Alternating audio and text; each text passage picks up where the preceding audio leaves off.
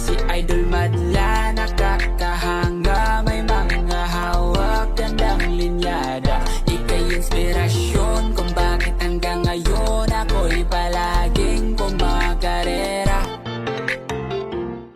Eto na nga mga kalapatid, yung panahon na pinakaayaw ko, yung tag-ulan. Tapos winter race na. So pag ganitong panahon, mga ibon natin sigurado magkakaubusan. So ngayon yung mga ibon ko na ating nilagyan ng tape. Ngayon tatanggalin muna natin yung tape nila.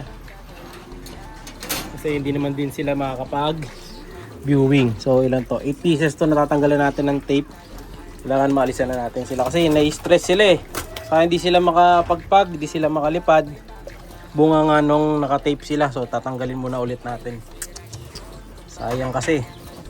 Ilang araw na silang nakatape, kaso yung araw na pakakawalan ko sila, bigla naman bumalik yung habagat, nag-uulan mga kalapatids. So kung haya ako kasi makatape to, malaki chance na pag ganito, it's either makain sila ng sawa or magkasakit sila. Dahil hindi sila nakakalipad-lipad mga kalapatids. Kaya tanggalin muna natin yung tape nila. Ayan, ang dami niya, no? So yung iba dito, kung sakaling medyo tumanda na, wala na tayong choice. I-out na lang natin yung iba mga kalapatids. So ayan, baka interesado kayo, PM na lang mga kalapatids. Kung sino yung mga bet nyo mga kalapatid yan. Lahat to speedbird mga kalapatids. Yung iba nakuha na dito May mga hinag-inker na iba nakuha na. Yung mga gender hindi pa natin alam. Pero mga possible cock dito, medyo halata na rin yung iba. Malaki kataw, malaki ulo Ito mukhang barako to. Yung crystal na to, hindi ko alam gender. Alam kanina ko dito. Tatanggalan muna natin ng tape. Isa-isa. Set up lang natin yung ating camera. Tayo lang natin dyan. Ito, nakatape ba to? Nakatape mga kalapatid ko. So 5 bagwis kasi yan. Kailangan tanggalin muna natin yan. Hindi natin nililist to. Kawawa ibon Saka lalo pag gabi malakas yung ulan, umaangge, so mapabasa sila.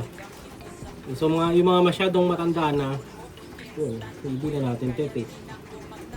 I-out ko na lang yung iba. Yung iba gawin natin stock bird. Yung iba papa-ending natin. So available pa rin yung mga ending birds natin mga kalapatids. 160 per slot. Ang chance mo manalo ng ibon 4 na beses. So 160 mo. Free shipping pa. Habang hinihintay nyo Sali na. 1.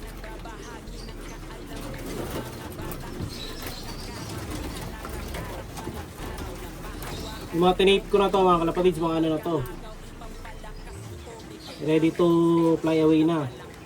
Viewing, trapping, sanay na sila. Ano na lang talaga Baka wala na lang. Pinakawala ko kasi nang umulat to, wala. Sayang lang kalapati natin. Ang hirap mag-breed. Hirap magpalabas ng mga magandang ibon. Tapos ma-overfly lang, madadagit lang. Swerte naman ni Boy Dagit, di ba? Kaysa makuha niya, tabi ko na lang. Dalawa.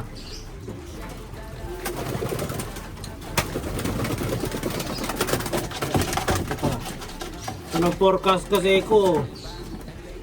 Sabi sa forecast, tatagal pa daw yung ulan Tanggalin muna natin yung tape.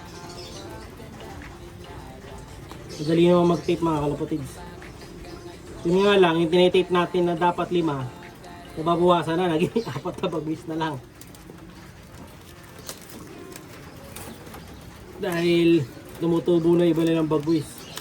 O di bale, sanay naman na to. Kahit ano na lang to isang araw na tape na lang or 2 days. Pero ngayon, no choice, wala talaga alisin.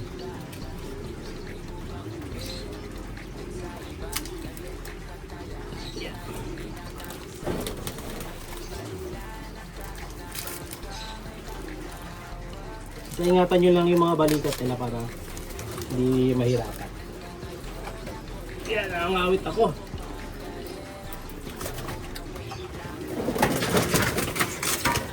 Ano pa ba naka-tape? Ito, naka-tape din, no?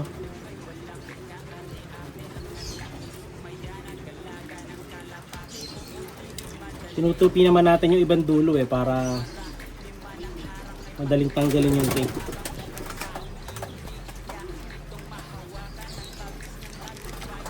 So yung panlaban natin sa winter, yung mga nasa kabila.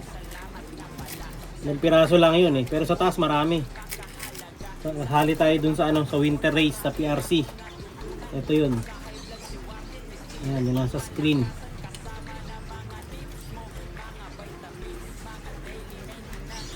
Tanggalin mo ang ganda nung tape na to.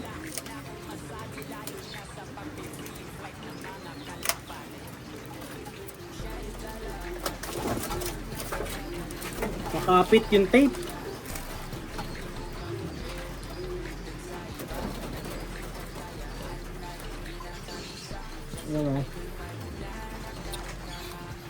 Nahihirapan din ako magtanggal ng tape mga kalapatids. Dahil masyado madikit yung tape.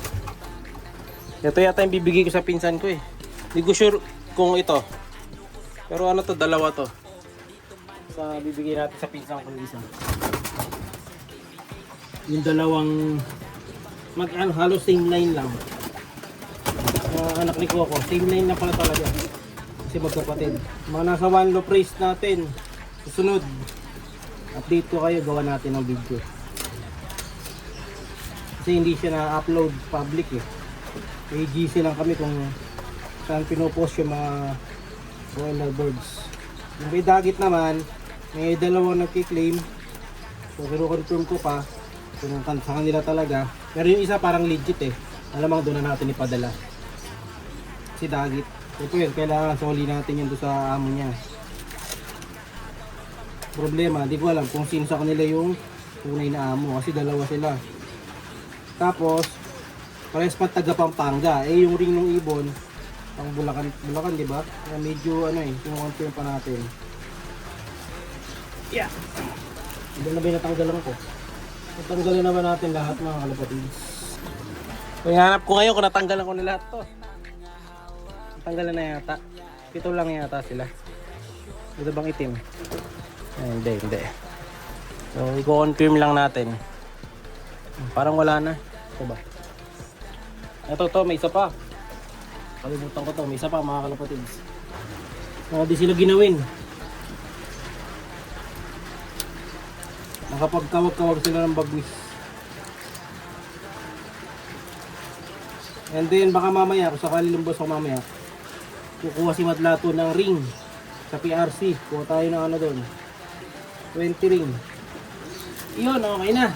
So, tanggalan na natin sila lahat ng tape. Tamawit ako. Ito yung mga natanggal natin. Ay, lakas na naman ang ulan, Buhos na naman. Kaya, ang hirap dito sa atin ngayon. Ganyan na lang. Doon sa Dreamloop, kahit paano. Hindi na ako nababasa. Dito lang talaga. Tapit! Yun! Kaya ito syempre sa mga kalapatids natin, lagi nakatutoy sa kanila. Aldrin Saison, John Joseph Laurino, sa kalapatids natin na si Kevin Cutie.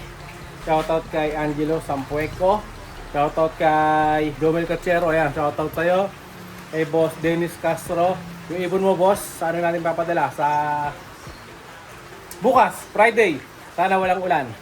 Shoutout din kay Boss Nico Amando at sa iba pa mga kalapatids natin. Laging nakatutok. So, gusto nyo ma-shoutout? Comment kayo para kayo na next sa mga shoutout. Maraming salamat mga kalapatids. Ingat! Siya'y kalapatistang napakagaling na kinakilala.